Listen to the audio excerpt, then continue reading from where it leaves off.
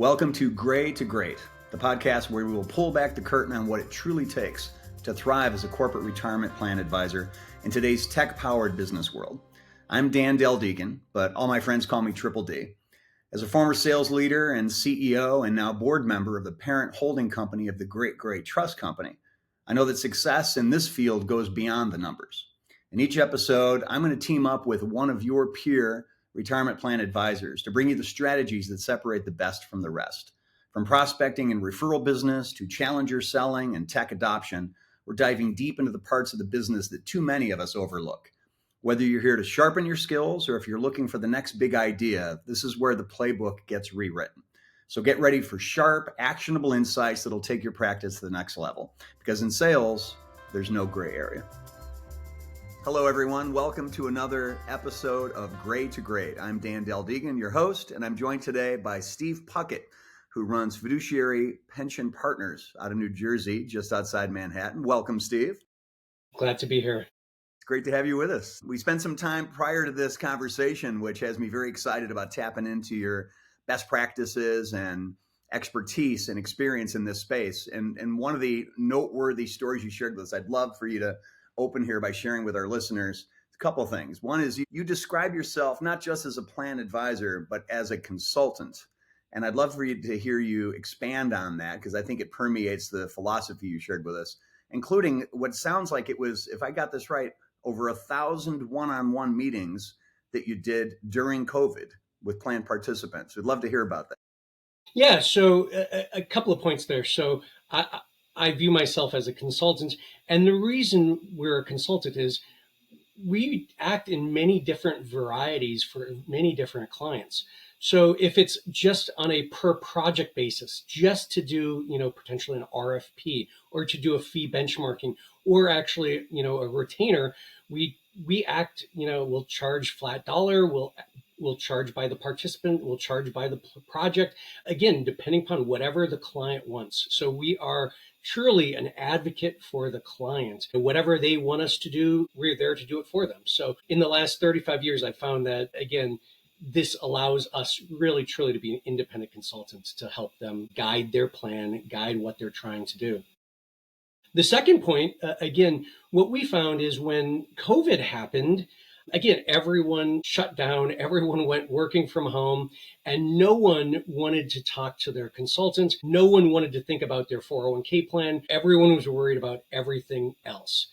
Now, the problem was the market dropped drastically. We had a 40% drop in 4 weeks. Again, all the participants, all the employees were fearful of what potentially was going to happen and how long this was going to happen. We found out is a lot of people on our side of the fence, a lot of the consultants, a lot of the financial advisors, they basically just buried their head in the sand and said, hey, no one wants to talk to me, so I'm not going to do any work.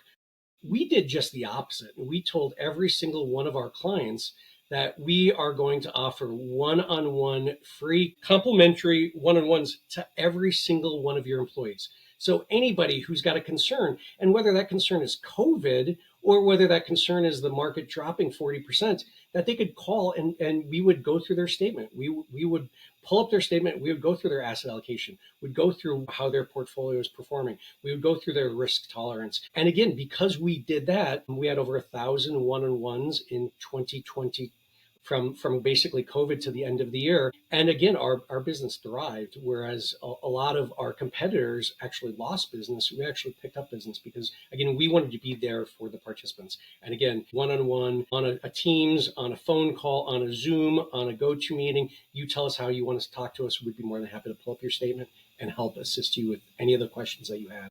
That's great. No better way to demystify the process for the plan participants than those direct conversations. Absolutely. And one of the stories I had, it was actually the receptionist of one of our larger clients called, and she was very concerned. She was irate. She was 72 years old, and I'm losing money. And we pulled up her account, and she was actually 100% in the stable value fund. So she wasn't losing money. And when we mentioned that to her, she didn't understand that. She was like, I don't know. Maybe one of my coworkers helped me move that money to stable value, but she had never looked at her statement and she still thought she was in the market. So even, being able to put a participant at ease because of the misunderstanding of how their investments are.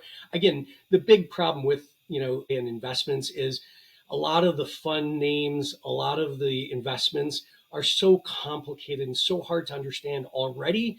So again, in this case, she thought she was in the stock market. She wasn't, and her fund, she wasn't losing money. So that's one of the the funnier but yet not funny stories of COVID. She probably felt such a sense of relief getting off that conversation with you. What a great illustration of the psychology of wealth, right? Absolutely. Yes. Absolutely. I can see, Steve, why you were one of the winners of the 2025 Advisor of the Year. That's a great story. Yes, thank you. All right, so let's talk about how you run your practice. You shared with us what sounded like a very sophisticated yet also pragmatic and simple process for how you think about lead flow at the top of your funnel. If we think of the sales funnel as that metaphor for where we get leads and find new business. And as I remember, you're focused on small, medium businesses, like around 50 to 500 employees or so. Can you share with us how you think about and operationalize your business, including new business opportunities? Yeah, well, Dan, thank you very much. The one thing that I learned early on is where my skill set fits for a client. So again, there's a lot of financial advisors that are trying to sell to markets that aren't a fit for them. What I found out early on is if a customer cannot understand the conflicts of interest of hiring their brother-in-law as their 401k consultant or their college roommate, if they don't understand the advantage of a committee, having three people that can make decisions and vote.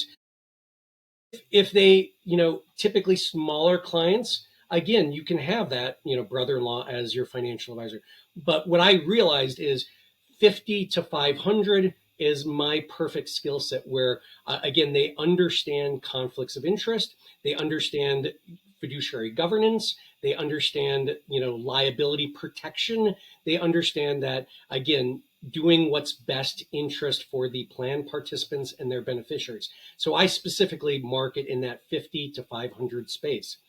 And from a sales and marketing standpoint, I've refined my new business to come from two areas.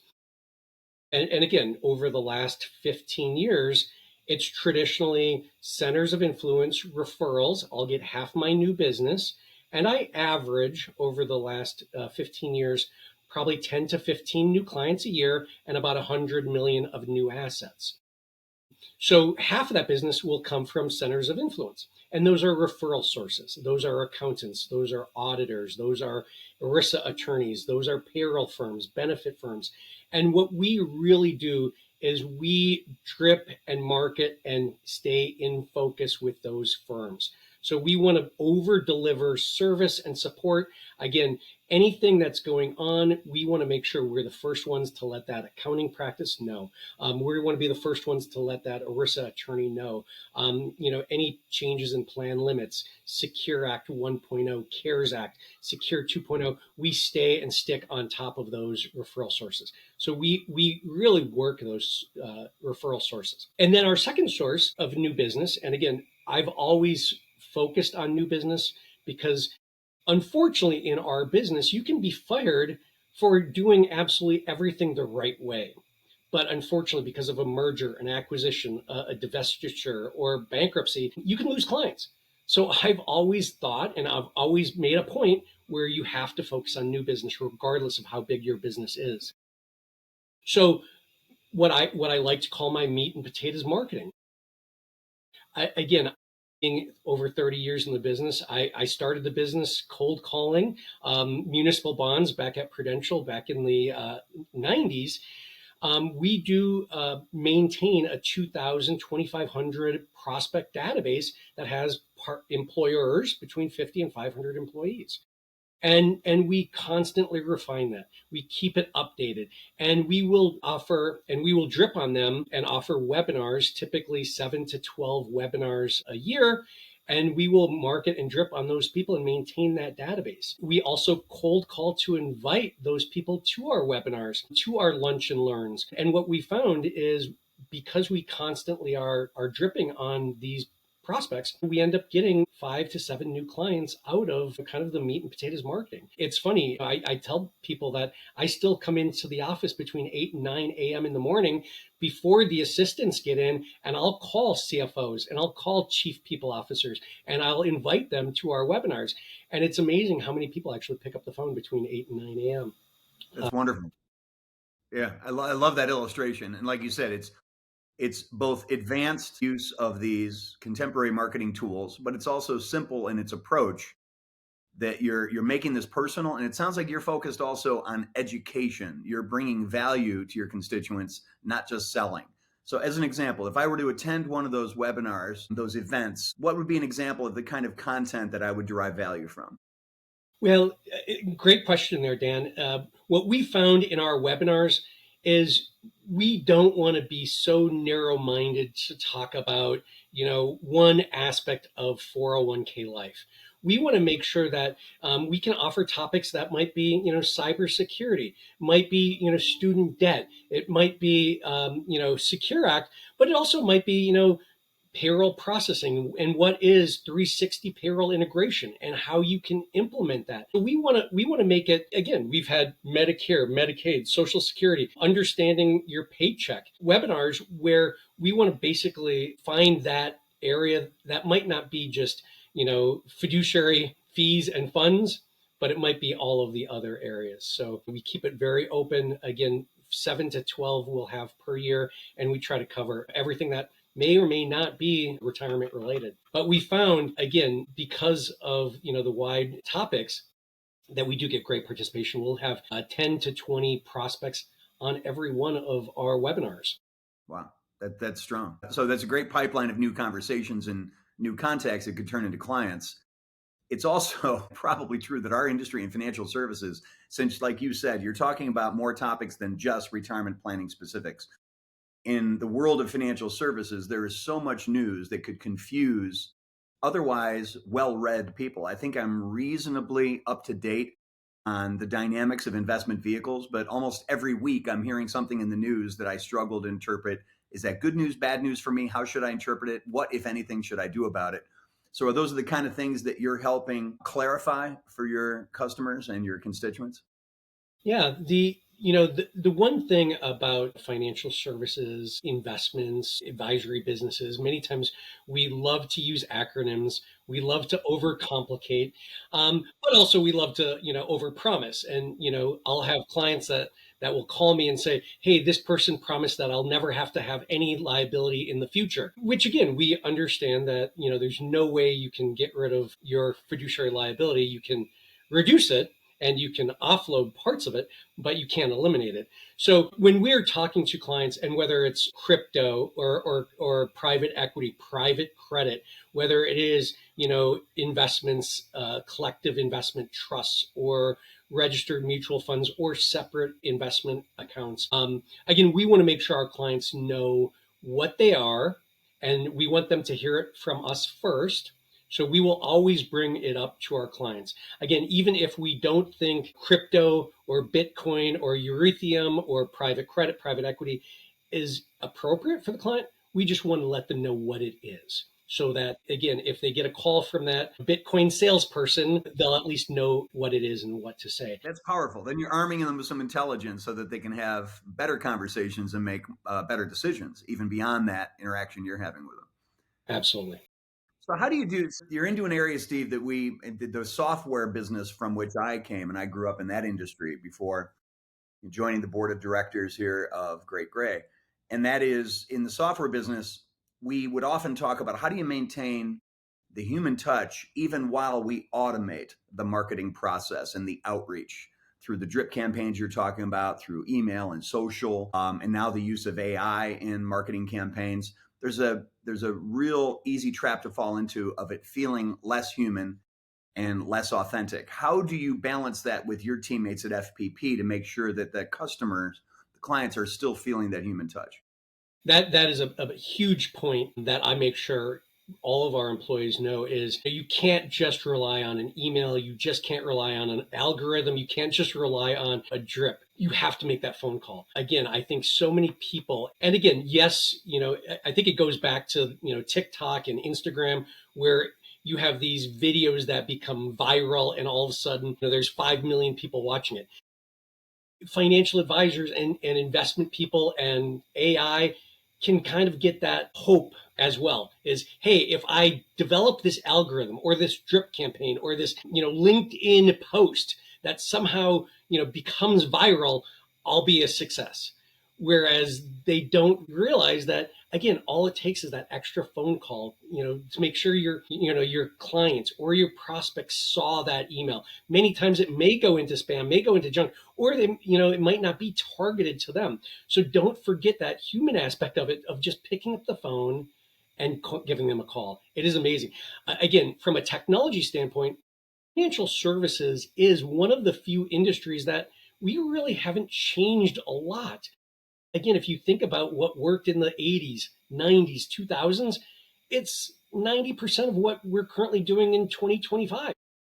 But I do think I keep reminding my team, how can we automate? How can we use technology? How can we implement? But again, we don't want to have that replace what we do. We want it to, enhance. That makes sense. And you clearly have a gift for storytelling, Steve, and it's probably been honed over the many years that you've been practicing as a leader in the retirement advisor space.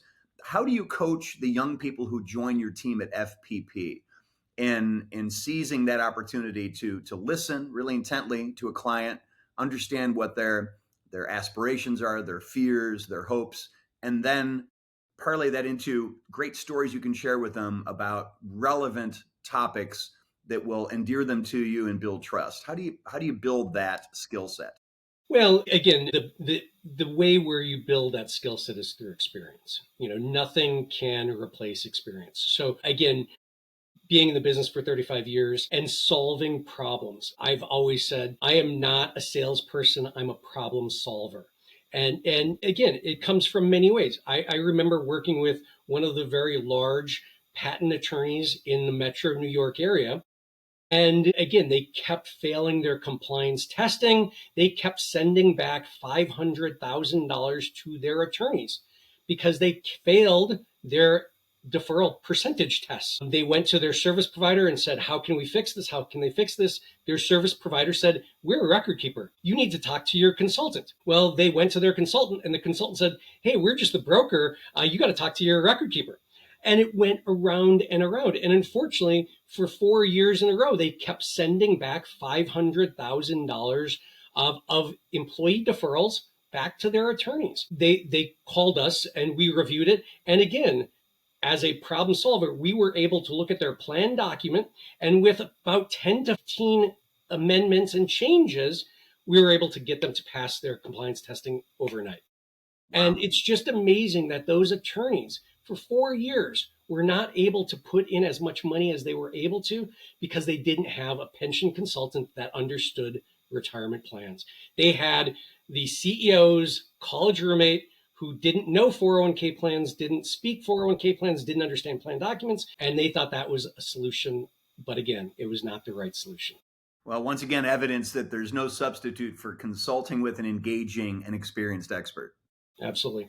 And again, the other story that I like to sell goes back to sales and marketing. Again, in this business, we're selling consulting. Consulting isn't an easy thing. This isn't a widget. This isn't a device that, again, it's a one call sale. Our average clients we've been talking to or dripping on or, engaged with for 12 to 24 months. So there's been many clients where I've sent them webinar invitations. They've attended webinar invitations. We've discussed, their concerns. We've discussed their fees, and nothing, and nothing, and nothing. And all of a sudden, 12 months or 18 months later, I get the call saying, Steve, can you come into our boardroom and, explain fees to us? And then I would go in there and I walk through how 401k fees work, record keeping fees, mutual fund fees, 12B1s, broker fees, revenue sharing, what all of the underlying fees are and how they work. And the board, the committee, they were happy. They were thanking me left and right. And I said, to the CFO, why now after 24 months did you finally bring me in? And he said, well, the 401k was managed by the benefit broker, but we fired the benefit broker and we asked them how much money they were making on the 401k, and they refused to tell us. So, and we didn't know. So we wanted someone that understood fee transparency. And so they brought us in and we were able to save them over $300,000 in fees. Yeah, that's fascinating. And how often do you find, that was a great question that you asked that CFO, why now? What are some of the other triggering events that a plan sponsor would see as the impetus for calling you back finally and saying, okay, you've been reaching out to us for a long time. We're now ready to talk. What else triggers that? There is no one trigger event. Again, many times it can be their existing relationship. So again, they did have that college roommate. They did have the brother-in-law as the consultant. And then potentially, the CFO or CEO or someone moved on. Again, that transition from committee members, that tends to be the number one event is, again, the CFO leaves, the HR manager, and the 401k consultant happened to be their best friend or their brother or brother-in-law. But we've seen other things. I was working with one of the largest pool filter manufacturers in the country and calling them, they would attend my webinars. And then finally the CFO called and said, Steve, can you come in? And I came in and I asked him why now. And it turned out that the previous record keeper, the CEO, is going through a very nasty divorce. And when the HR manager filled out the Quadro paperwork and submitted it to the record keeper, unfortunately, they overpaid the ex-wife by $68,000. So the CEO went bonkers and said, to the record keeper, service provider, give me my money back, give me $68,000. The record keeper, who the company thought was their consultant and record keeper, now realize they're not my consultant and record keeper, they are just my record keeper. And so they brought us in so that they would have an advocate on their team, because again, this was a direct provider that many times sells themselves as a consultant, even though they're a record keeper as well. So in this case, it was just a messed up administrative error that made them realize that, we do need an independent consultant. Yeah, that makes sense. Mistakes like that will certainly cause the conversation to steer towards, okay, can we do better and with whom around the table with us? Absolutely. So you clearly are not just an expert practitioner, but I would say a coach. And if one of my children was looking to get in this business, I would take comfort in them working with and under you to learn. So in that spirit, Steve, what advice would you have for a young person? And maybe let's position it as, the young Steve, and you mentioned decades ago when you started in this business, what advice would you have for yourself or anybody else starting their career now in retirement planning? Well, it's a great question. And, we've had interns at FPP for the last 3 years, because I think it's the number one thing that a young person needs is a mentor. Again, me as a young kid, raised by a single mom, 5 children, working 2 jobs. I knew I wanted to get in financial services, took my LSATs, got accepted to law school. But at that point, back in the late 80s, I had $20,000 of student debt. And, I thought, no way can I, have more student debt. But I never had a mentor, never had anyone to, kind of guide me through that process.